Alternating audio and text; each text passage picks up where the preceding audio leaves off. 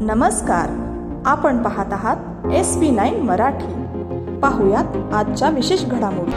हे अधिकृत उमेदवार प्रशांत गोविंद नलोडे यांच्यासोबत आज आपण मुलाखत घेणार आहोत. तसेच वर्षा शिवाजी जाधव या उमेदवारांसोबत आज आपण त्यांची प्रतिक्रिया जाणून घेणार आहोत.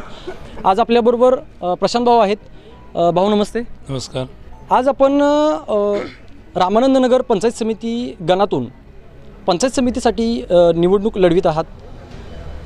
काय प्रतिक्रिया आहे, सर्वसामान्य नागरिकांची भूमिका आपल्याबद्दल काय आहे आणि ज्यावेळेला तुम्ही प्रचार करत आहात त्यावेळेला लोकांचा प्रतिसाद तुम्हाला कशा पद्धतीने मिळतो? प्रतिसाद एक नंबर मिळत आहे व काँग्रेस पक्ष व शरद पवार गट राष्ट्रवादी पूर्णपणे एकत्र लढून आज पूर्णपणे पंचायत समिती गणात चांगला मोठा प्रतिसाद आहे. आणि मागचे जे उमेदवार होते त्यांनी कुठलेही कामे केलेली नाहीत. अति चुकीच्या पद्धतीनं एकही कुठे सर्वसामान्य जनतेला पण कुठे भेटले नाही. त्यामुळं चांगला आणि मोठा प्रतिसाद मिळत आहे. एकत्रित पाहायला गेलं तर सर्वसामान्य नागरिकांची भूमिका अशी आहे की जे आहेत कामं त्या कामांवरतीच ठाम राहून परत त्याच कामांवरती इलेक्शन किंवा उमेदवारी देऊन लोकांना निवडलं जाते.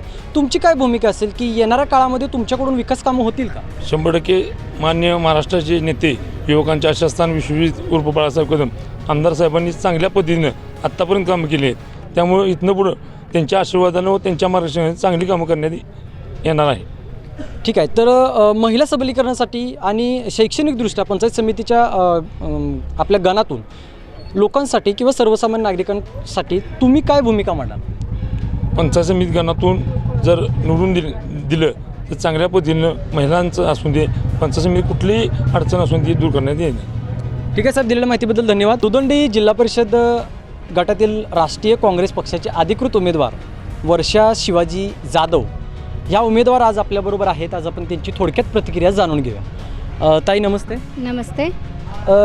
लाडक्या बहिणींचे व महिला सबलीकरणासाठी आपण काय प्रयत्न कराल जिल्हा परिषद गटाच्या माध्यमातून या संदर्भात तुमची थोडक्यात माहिती आम्हाला द्या. लाडक्या बहिणीचे जी योजना सुरू आहे ते अफवामुळे जरा त्या महिला ही गंभीर झाल्या असतील तर त्यांना माझ्याकडून एक सूचना आहे, ते आपल्या हक्काचेच पैसे आहेत. उलट जास्तीत जास्त त्यांना दुप्पट कसे मिळतील त्याचा मी प्रयत्न करीन, त्याचा मी लाभ करून देईन.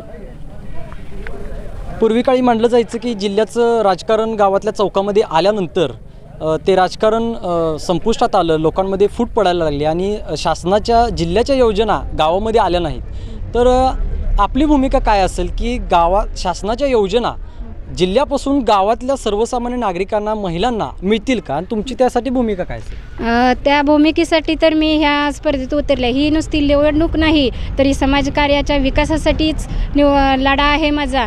मी महिलांच्यासाठी आणि सर्वसामान्य गोरगरिबांच्यासाठीच ही निवडणूक लढवित आहेत. ठीक आहे ताई. तर एकंदरीत पाहिलं तर आज आता एक छोटासा प्रश्न आहे आपल्याला.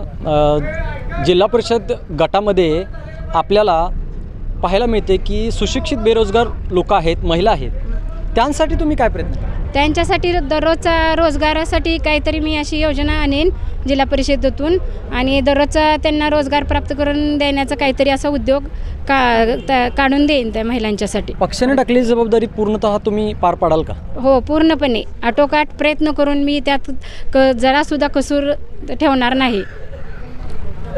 बाळासाहेबांचा विश्वास सार्थकी लावण्यासाठी तुम्ही तुमच्या कुटुंबियांच्या वतीने, तुमच्या मित्रपरिवाराच्या वतीने काय कराल आणि काय भूमिका असेल तुमची? हे आपले बाळासाहेब आमदार एवढे लाडके प्रिय आपल्याला आहेत, त्यांनी आपल्याला एवढ्या विश्वासाने ही जबाबदारी दिली आहे आणि ते आमदार पतंगराव साहेबांच्या पावलावर पाऊल ठेवून जे आपल्यासाठी एवढे झटत आहेत कोरोनाच्या काळात, पुराच्या काळात, ते जर एवढ्यासाठी आपल्यासाठी करत असतील तर आपण पण त्यांच्यासाठी जबरदस्त प्रयत्न करून त्यांना पाठिंबा दिला पाहिजे. त्यांचं कार्य सर्वांच्यापर्यंत पोच केलं पाहिजे आहे, त्याचा प्रयत्न केला पाहिजे. असं सर्वांनी त्यांच्याबरोबर साथ देऊन त्यांच्या विश्वासाला आपण पात्र ठरलं पाहिजे.